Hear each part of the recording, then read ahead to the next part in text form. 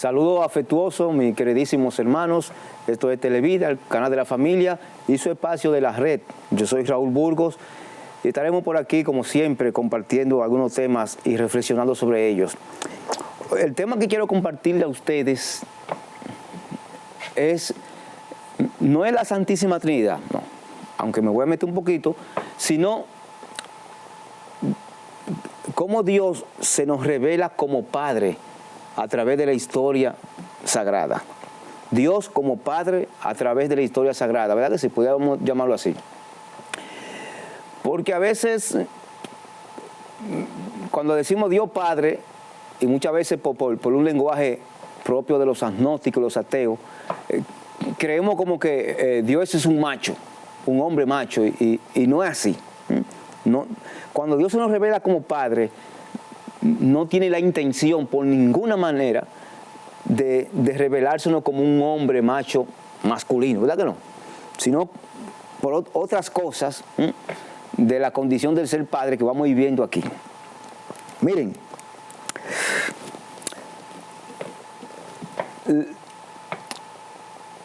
vamos a buscar, a entender la diferencia rápido aquí entre lo sagrado y lo profano. Lo sagrado y lo profano, que el pueblo hebreo lo tenía muy claro. Para el pueblo hebreo, la tierra que Dios les regaló, ellos le construyen una casa, que es el templo, para que Dios, el sagrado, viva con ellos dentro de la tierra. De modo que el templo, el escenario del templo, la casa de Dios es sagrada y todo el resto es profano. Y dentro de ese templo sagrado hay área, una más sagrada que otra. Entonces, ellos tenían claro la diferencia entre lo profano y lo sagrado. Digo esto porque vamos a hablar de la primera persona de la Santísima Trinidad, Dios como Padre. Pero antes tengo que decir que la Santísima Trinidad, uno de los beneficios, o el principal beneficio, por así decirlo, que nosotros recibimos de ese principal misterio trinitario, es que la Santísima Trinidad, pongan atención, nos permite, como seres profanos, acercarnos a Dios sin ser repelidos. Como cuando dos personas que se repelen se juntan, o dos cosas que se repelen se juntan, que una sale disparada porque no pueden estar juntos. Bueno, pues así es con Dios. El hombre, en su estado de pecado original y su condición de fragilidad humana, en su estado de fragilidad humana, no puede estar en común unión con Dios. Pero es gracias a la Santísima Trinidad, específicamente al Hijo y al Espíritu Santo, que de alguna manera el profano, usted y yo, podemos acercarnos al sagrado que es Dios. El Hijo y el Espíritu Santo conjuntamente pueden actuar sobre el hombre, acercarse al hombre. Porque la gracia actual del Espíritu Santo es un acercamiento del Espíritu Santo a ese hombre que está en el fango cenagoso, sucio allá abajo. Le da esa gracia que se le acerque el Espíritu Santo así, sin que el ser humano sea repelido por la santidad del Espíritu Santo y deposite en él la gracia actual. ¿Y qué es la gracia actual? Ese movimiento en el cual el hombre recapacita y se vuelve a Dios y se para y comienza a caminar. La gracia actual fue la gracia que recibió el Hijo pródigo cuando está en la posibla, que reflexiona. Eso fue el Espíritu Santo que se le acerca, porque la Santísima Trinidad permite eso. Él no puede estar en común unión con Dios, pero el Hijo y el Espíritu Santo se acercan a ese hombre que está en un fango cenagoso, lo tocan, se le acerca y lo toca, y él puede iniciar un proceso de conversión y de arrepentimiento. De modo que es la Santísima Trinidad, ese primer misterio de nuestra iglesia, de nuestra fe, la que a través del Espíritu Santo y del Hijo le permiten un acercamiento de Dios con el hombre sin que el hombre sea repelido, rechazado de manera automática, para que se pueda dar el proceso de arrepentimiento y de conversión en el ser humano. Entonces, de esa Santísima Trinidad hoy vamos a compartir un poquito sobre ese Dios que se nos revela como Padre. Ese Dios que se nos revela como Padre. Toda la historia de la salvación no es otra cosa que la historia del camino y los medios por los cuales el Dios verdadero y único, Padre, Hijo y Espíritu Santo, se revela a los hombres, los separa del pecado y los reconcilia y une consigo. Eso dice el Catecismo de la Iglesia Católica. Se me pasó poner la cita aquí, pero eso está, lo que acabo de leer es del Catecismo de la Iglesia Católica. Bien, entonces, esa Santísima Trinidad comienza primeramente a revelarnos al Dios como Padre. Vamos a ir viendo con la Biblia cómo se da ese proceso. Miren, el hombre hebreo lo primero que experimenta es un monoteísmo relativo. ¿Qué significa esto? Monoteísmo relativo. Después va a experimentar un monoteísmo absoluto. ¿Qué significa esto? Que lo primero que el hombre hebreo concibe de Dios es que Dios es su creador. No está pensando en su padre. Primero Dios es su creador, el que los sacó de Egipto y que los fundó como un pueblo y los creó a ellos como pueblo. Y luego crea la humanidad. Luego que ellos descubren que son creados como pueblo por Dios, luego ellos van a descubrir que ese Dios creó la humanidad. Pero no están pensando, no tienen a Dios como una figura paterna todavía, sino como el creador. Y ahí están todos los textos bíblicos que hace alusión a ese Dios que crea.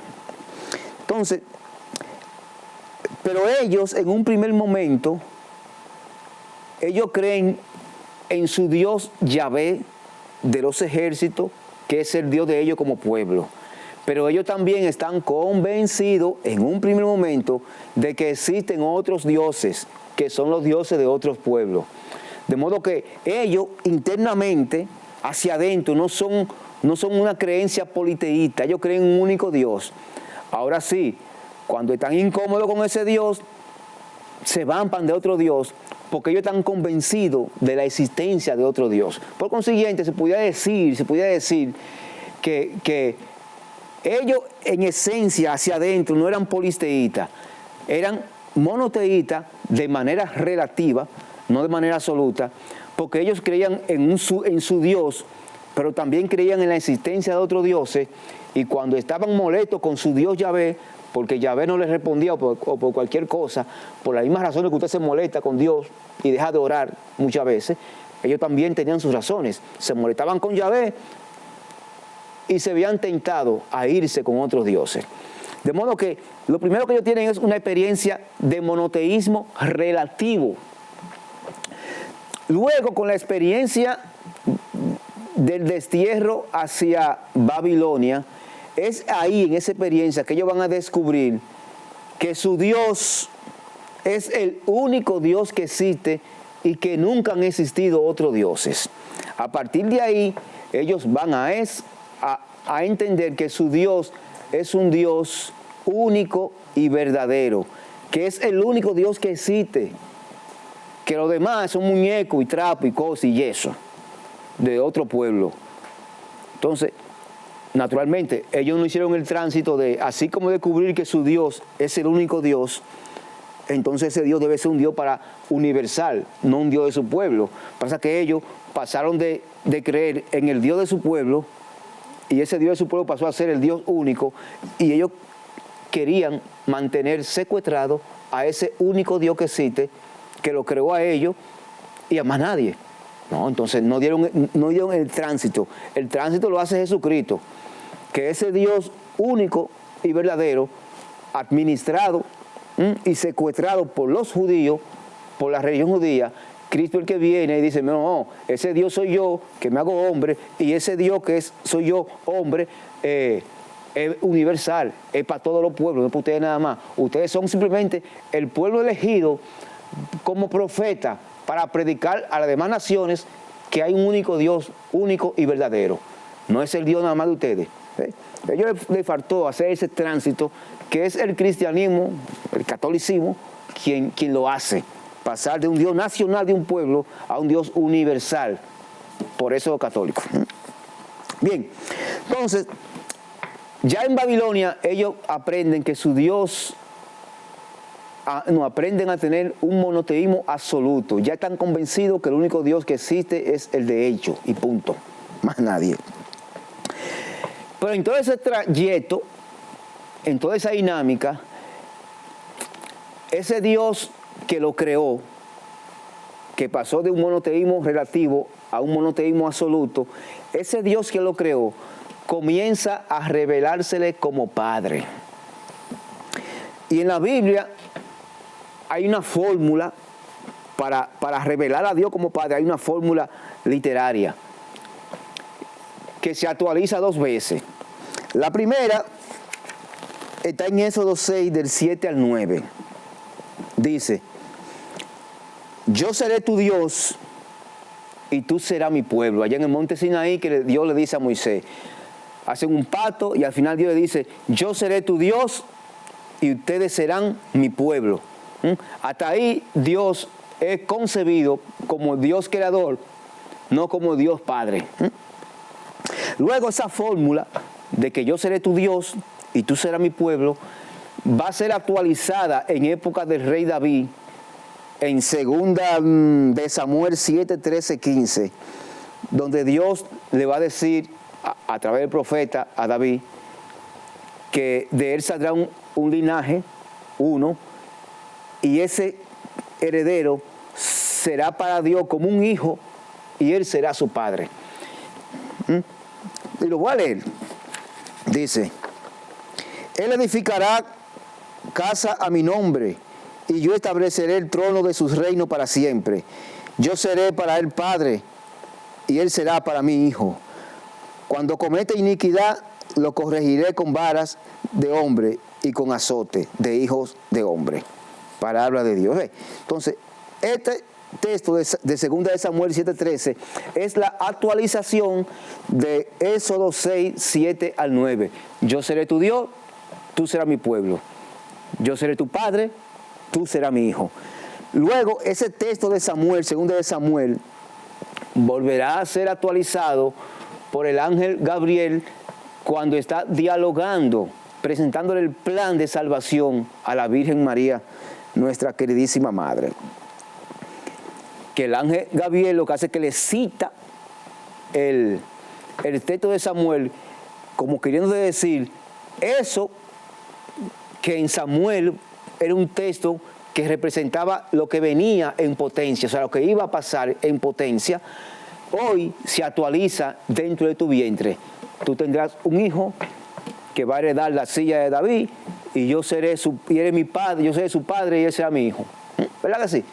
De modo que esa fórmula de Dios creador, luego Dios Padre que trata a su pueblo como un hijo, luego en María, ese Padre que se encarna en el vientre de María como hijo, y ahí pasa entonces a actualizarse y a concretizarse ese texto bellísimo de 2 de Samuel 13, 7, del 13 al 15. De modo que de esa manera se va dando con el proceso en el cual Dios se va manifestando, revelando como Padre al hombre. Miren, uno escucha por ahí mucha gente, muchos ateos, y que están en la prensa, en la televisión hablando y teorizando, y queriendo decir como que Dios es machista porque Dios es padre. ¿Y por qué no fue madre? Porque ellos, la ignorancia atrevida, ellos entienden que esta imagen de que Dios es padre se refiere al aspecto sexual, de que Dios tiene órgano reproductor masculino. ¿Me entiendes? Y no. ¿Qué significa que Dios es Padre? Miren, cuando un niño chiquito comienza a descubrir a su papá dentro de la casa, en su mente él no piensa que su papá es un macho ni que nada de eso. Él lo que visualiza al papá como un ente amoroso, uno, y como un ente autoritario o de autoridad, para no coger el término autoritario que a veces tiene otra connotación. El papá dentro de la casa para el niño es el amor personificado y la autoridad personificada.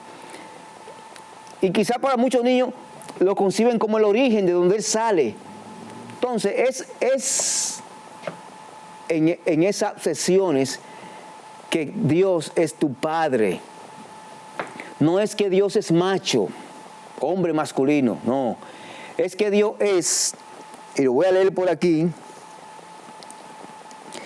Dios es origen primero tuyo, eres tu origen, y por ser tu origen se le llama Padre.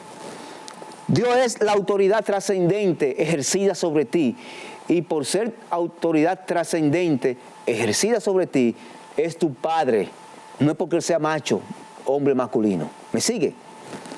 Y segundo, Dios es bondad, es solicitud amorosa hacia ti, manito.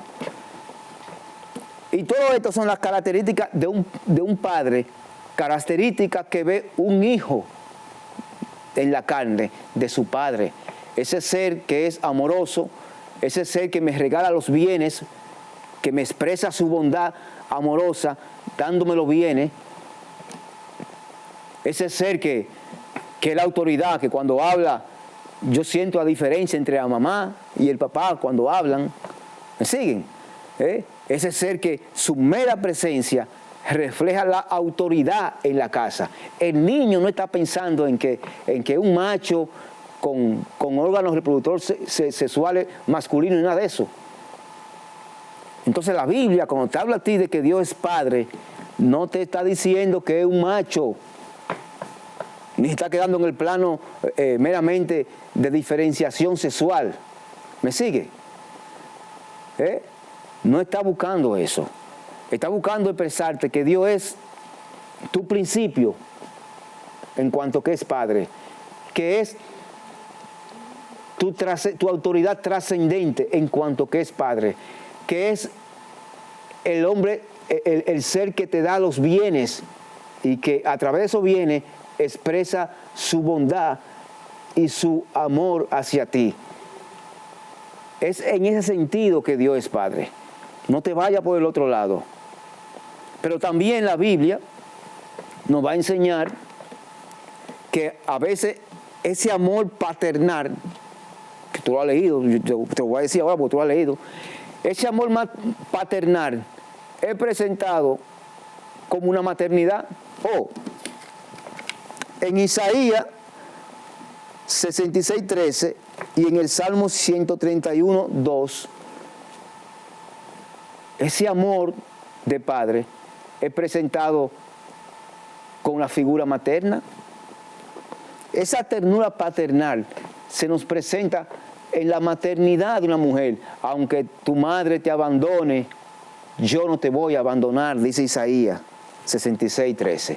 Aunque tu madre, que es lo que más te ama, te abandone, yo no te abandono.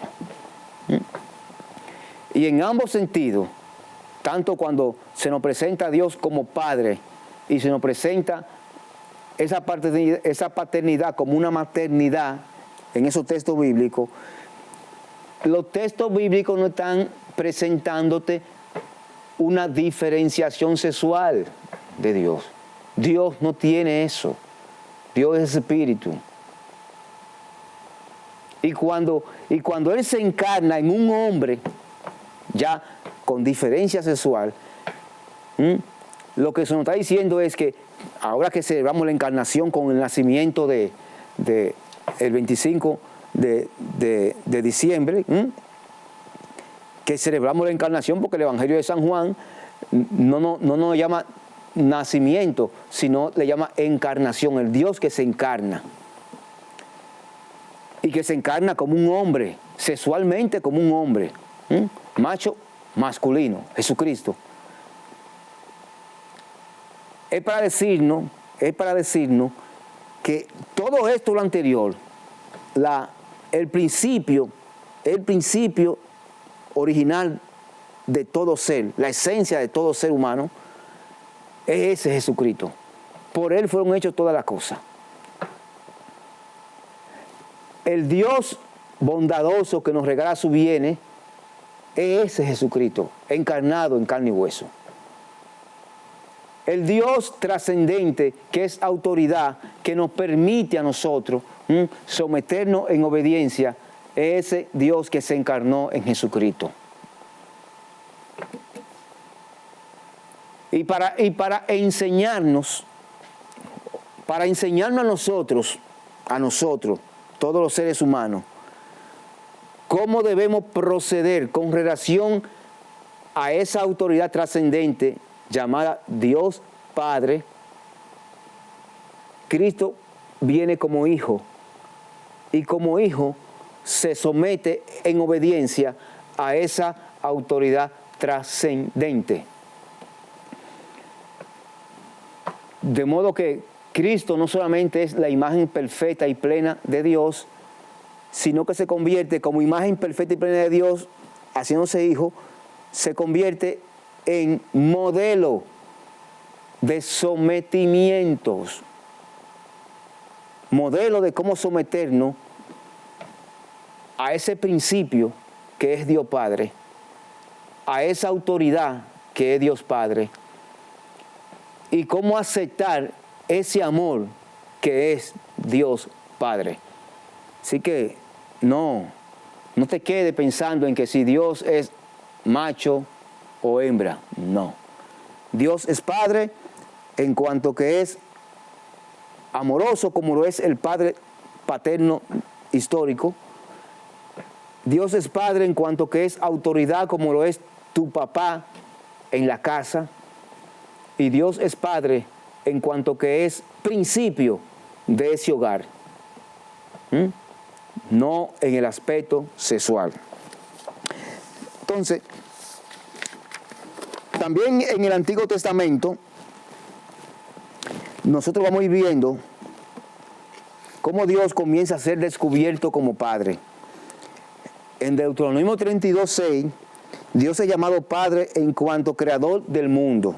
Dice, así pagarán a Dios, ¿no es Él tu Padre el que te creó? Ve. En 2 Samuel 7:14, ya yo lo traté aquí, y en Éxodo 4:22, el Padre de Israel es el primogénito, que también lo traté. Entonces, repito, para concluir, Dios es Padre en dos aspectos.